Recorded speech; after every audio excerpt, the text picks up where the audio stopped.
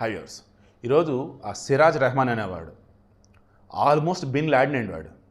All Hind ఇత్తహైదల్ ముస్లిం అని చెప్పేసి సమస్త అహిమ్ అని పెట్టాడు కదా.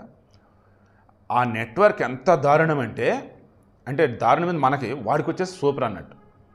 కర్ణాటక, కేరళ, తమిళనాడు ఇక్కడ వచ్చేసి చూసుకుంటూ ఉన్నప్పుడు తెలంగాణ, ఆంధ్రప్రదేశ్, ఇవి కాకుండా మరలా మహారాష్ట్ర, ఢిల్లీ, బీహార్, వీడికి చాలా చోట్ల నెట్వర్క్ ఉంది. ఈ రాష్ట్రాన్నింటిలో దగ్గర 20 మందిని స్లీపర్ సెల్స్ రెడీ చేసి పెట్టాడు.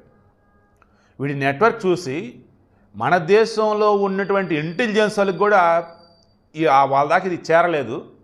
కానీ పాకిస్తాన్ ఐఎస్ఐకి అండ్ అబ్రాడ్లో ఉన్నటువంటి దట్ మీన్స్ గల్ఫ్ కంట్రీస్ ఉన్నటువంటి టెర్రరిస్ట్ ఆర్గనైజేషన్స్కి ఫండింగ్ ఇచ్చే వాళ్ళకి, పాకిస్తాన్ ఉన్న వాళ్ళకి మొత్తం దీని గురించి తెలిసిపోయి వీడికి డబ్బులు వేశారు. ఎలా వీడి అకౌంట్ కూడా మళ్ళీ వేరే వాడి అకౌంట్. అసలు వీడి నెట్వర్క్ ఎంత దారుణమైన నెట్వర్క్ అంటే, ఘోరమైన నెట్వర్క్ అంటే, ఈరోజు ఎన్ఐఏ వాళ్ళు నిజంగా అమ్మయ్యా అన్నారు. ఎందుకు? వాడి నెట్వర్క్ తెలిసి ఆల్రెడీ అదుపులో ఉండి బాంబ్ బ్లాస్ట్లకు సంబంధించి ప్లాన్ అంతా భగ్నం అయ్యేసరికి అమ్మాయిని ఊపిరి పీల్చుకున్నారండి. ఒక్క విజయనగరమే కాదు, హైదరాబాద్, బెంగళూరు, బాంబే, ఢిల్లీ, వరంగల్, ఇలా బోల్డ్ చోట్ల బాంబ్ ప్లాన్ చేశాడు.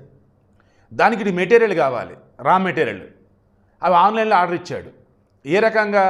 ఒక మదర్సా పేరిటే ఇచ్చాడు. ఉర్దూ పాఠశాల ఉంది, ఆడికెళ్ళి కలెక్ట్ చేసుకున్నాడు. ఈ కొత్త వలస దగ్గర వీడు ఉంటున్నప్పుడు, వీడి స్కూల్లో ఉన్నప్పుడు అక్కడ మదర్సా ఉండేదట. ఆ మదర్సాలో వచ్చేసి ఉత్తరప్రదేశ్ ఉన్నప్పుడు ఒకడు ఉండేవాడంట. వాడు ఘోరమైనటువంటి మదోన్మాది. వాడు వీడిని పిల్లోడుగా ఉన్నప్పుడు వీడికి మొత్తం బ్రెయిన్ అంతా వాష్ చేసి పెట్టాడు. ఇక్కడ ఉన్నటువంటి వాళ్ళంతా హిందువులు, ముస్లిం పాలకులు, క్రైస్తవ పాలకులు వచ్చి మతాలు మారిస్తే మారినటువంటి వీళ్ళు ఈరోజు టెర్రరిస్టులుగా మారుతూ ఇక్కడ ఉన్నటువంటి హిందువులు చంపాలనుకోవటం అంటే ఏంటి అసలు? అది వీళ్ళ అమ్మ బాబుకు తెలియకుండా ఉండేది నేత అనుకోనండి. ఖచ్చితంగా వీడు మతోన్మాద అన్న విషయం వాళ్ళ అమ్మ నాన్నకు తెలుసు. వాళ్ళని ఆల్రెడీ పోలీసుకున్నాడు, అతనికి తెలిసి ఉండాలి.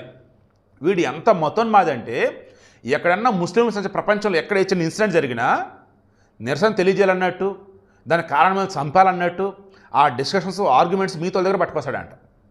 మొన్న చెప్పే కదా ఒక వీడియో, వీడి ఫ్రెండ్ సర్కిల్లో కూడా ముస్లిమ్స్ గ్యాదర్ చేయని చూస్తూ ఉన్నప్పుడు వీడు తేడా కట్టని చెప్పి దూరం జరుగుతూ ఉన్నారు.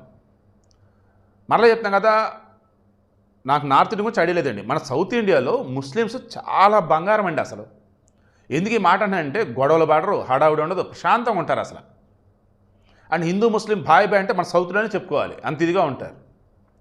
కానీ ఇటువంటి టెర్రరిస్ట్ ముండా కొడుకులు ఈ సిరాజ్ లాంటి వాళ్ళు ఆల్మోస్ట్ ఒసామా బిన్ లాడెన్ లాగా, ఆల్ ఖైదా లాగా వీడు ఈ ఆల్ హింద్ ఇత్తహైదల్ ముస్లిం అన్ని అహిమ్ని ఓ రేంజ్లో తీసుకెళ్ళిపోతున్నాడు. వాడు ఎంత అంటే, ఫస్ట్ ఏంటి తెలుసా, ఆల్రెడీ అడవులలో ట్రయల్ బ్లాస్ట్లు అయిపోయినాయి. దెన్ ఇక్కడ విజయనగరంలో ఫస్ట్ బాంబ్ బ్లాస్ట్లు చేయాలి.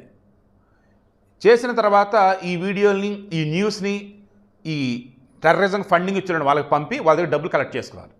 ఆ డబ్బుతో మరలా పెద్ద పెద్ద నగరాల్లో బాంబ్ బ్లాస్ట్ చేయాలి. దానికి కానీ రిక్రూట్ చేసుకోవాలి, వాళ్ళకి డబ్బులు ఇవ్వాలి.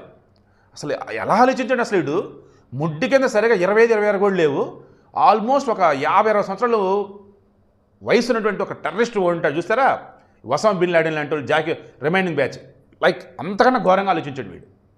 మరలా చెప్తున్నా, వీళ్ళ అమ్మా నాన్నకి తెలియకుండా ఉండదండి వీడు ఎంత దారుణమైనటువంటి మతోన్మాదం. ఒక ముక్క చెప్పి క్లోజ్ చేస్తా. వీడు మెకానికల్ ఇంజనీరింగ్ చదివాడు. ఆ తర్వాత ఇంప్రొవైజ్ ఎక్స్ప్లోజివ్ డివైస్ అనేది ఐఈడి తయారు ఎక్స్పర్ట్. హైదరాబాద్ ఉన్నటువంటి సయ్యద్ సమీర్ కూడా ఆ రకంగానే తయారు చేశాడు. ఒక మాట అని ఏంటంటే, ఆ మాట, వీళ్ళ ముస్లిమ్స్ అనేటువంటి ఒక అమ్మాయిని ప్రేమించాడంట కాలేజీ రోజులలో. ఆ అమ్మాయిని వీడు కాదని వేరే మతస్థుడిని ప్రేమించిందట.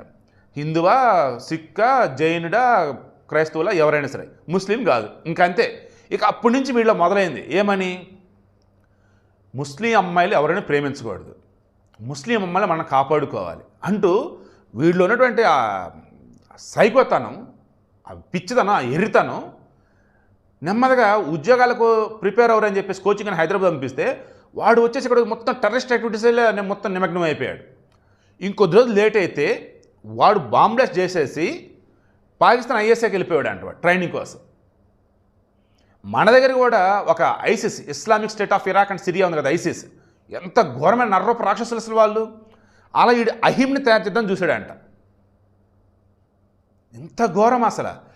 ఏపీ అసలు ఈరోజు ఒక్కసారిగా ఉనిగిపోతుంది. ఎన్ఐ వాళ్ళైతే ఓరు భగవంతుడా, ఇంత భారీ కుట్రని మనం భగ్నం చేస్తారా బాబు అని చెప్పేసి అనుకుంటా ఉన్నారు. వాస్తవానికి వాడి మీద కొద్ది నెలలుగా నిఘా ఉంది.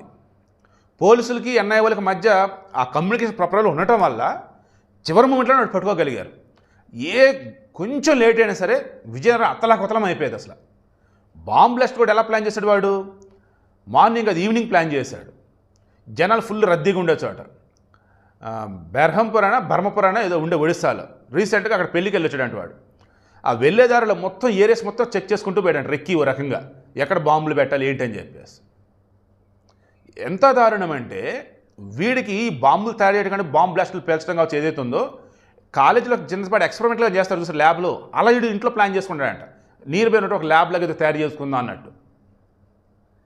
తలుచుకుంటేనే భయమేస్తాడు నాకు, ఇటువంటిలు మన చుట్టూతో ఉన్నారని చెప్పేసి. పోలీసులకు అనువనువు గాలించాలి, వాడికి సంబంధించిన అన్నిటి మీద నిఘా పెట్టాలి. వాడికి సంబంధించిన వాళ్ళు ఎవరెవరన్నారా మొత్తాన్ని కూడా విచారించాలి, ఇంకంతే, ఎవరిని వదలొద్దు.